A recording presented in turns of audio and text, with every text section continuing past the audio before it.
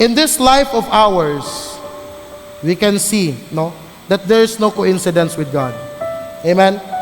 This life of ours, we are very busy being servants. Amen? Kita mga ulipon. We are servants of our dreams. Amen? Servants of our desires. Servants of our plans, goals, works, careers, businesses, relationships, worries, and trials. Nahimo tang ulipon nga maguna-una tag mga kapaaraanan unsaon pagsulbad.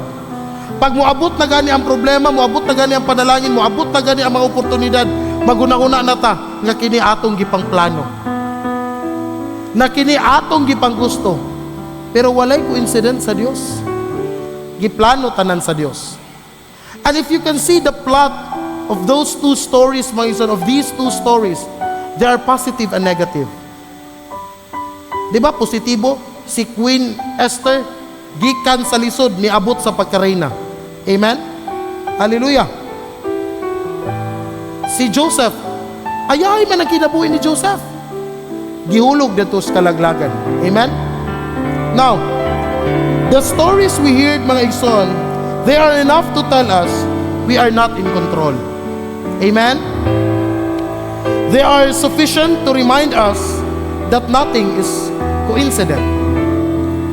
The life of Esther is there written to tell us that sometimes God allows us to be successful for us to be able to help other people.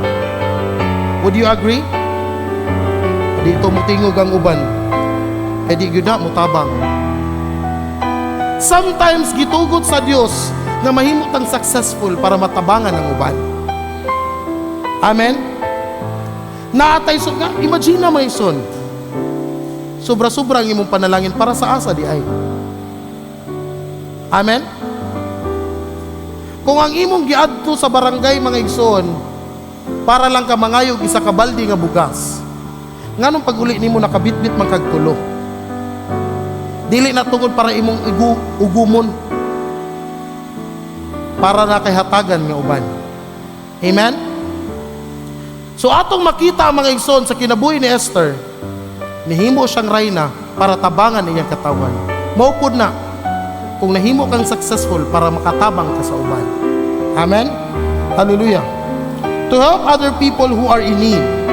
And the life of Joseph is there written to keep us anchored that sometimes God allows us to suffer greatly for us to fully realize the sweet meaning of God's redeeming grace. Amen? Ang pag-antos ni Joseph, ang iyang kinabuhi, gisulat para mahibaw-an nato kanunay kung unsa katamis pagluwason ta sa Dios. Amen? Nga diha taliwala sa kapitos o kasakit, di ka kinahanglan mabalaka. All you need to do is to submit your life to God.